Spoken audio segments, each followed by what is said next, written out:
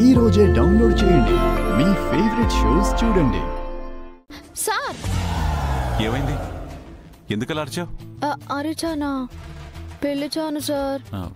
అంత గట్టిగా పిలవాలా? నేను చిన్నగా పిలిస్తే మీరు వినిపించుకోలేదు. మరి నోట్లో గుణుక్కుంటే నాకేం వినిపిస్తుంది?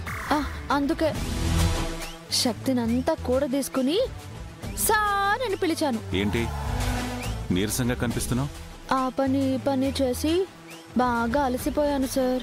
ఏ పని చేయకపోతే నాకు అసలు తోచదు అంటావు, పని చేస్తే అలసిపోయాను అంటావు. అసలు నువ్వు ఒక్కటైనా పనికొచ్చే పని చేస్తున్నావా? అలా అంటారేంటి సార్? ఎన్ని పనులు చేశాను. ఏం పనులవి? ఇంటికి నిప్పి పెట్టే పనులా? మీ బట్టలు ఐరనింగ్ చేయడానికే కదా సార్. అయినా నేను ఈ పనులు చేయడం వల్ల నీరసించిపోలేదు. మరి భోజనం చేయలేదు. ఏ ఎందుకు తినలేదు? అమ్మగారేమో నన్ను కిచెన్లోకి వెళ్ళొద్దు అన్నారు. పోనీ అందరూ తినేటప్పుడు తిందాము అంటే ఇషిక, వీరు సారు, అమ్మగారు ఏదో ఒకటి అంటారు. లేదంటే దూరంగా కూర్చొని తినమంటారు. దానివల్ల మీరు బాధపడతారు. పెద్దోరికేమో కోపం వస్తుంది. లేనిపోని గొడవలు ఎందుకులే అని తినలేదు. ఇప్పుడేమో ఆకలేస్తుంది. చూసారా కడుపులో నుంచి ఆకలి కేకలు కూడా వినిపిస్తున్నాయి. ఇలా తినకుండా ఉండే బదులు అందరూ తిన్న తర్వాతైనా నువ్వు తినొచ్చు కదా.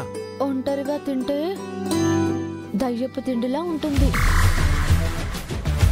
పక్కన ఎవరూ లేకుండా ఎలా తినమంటారు చెప్పండి? ఒకవేళ తినేటప్పుడు అమ్మగారు వస్తే మళ్ళీ ఏదో ఒకటి అంటారు. అందుకే తినలేదు. సరే ఒక నిమిషం ఉండు.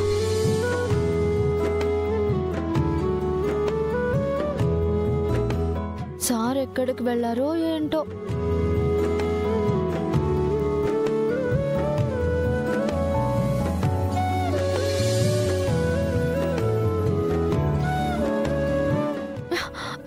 ఇదిగో భోంచే.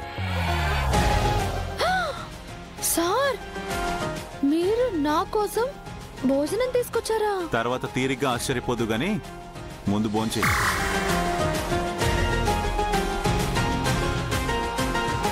సార్ మళ్ళీ ఏమైంది?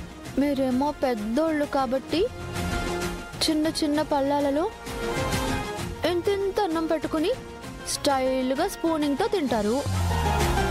అలా తింటే నాకు తిన్నట్టు ఉండదు సార్.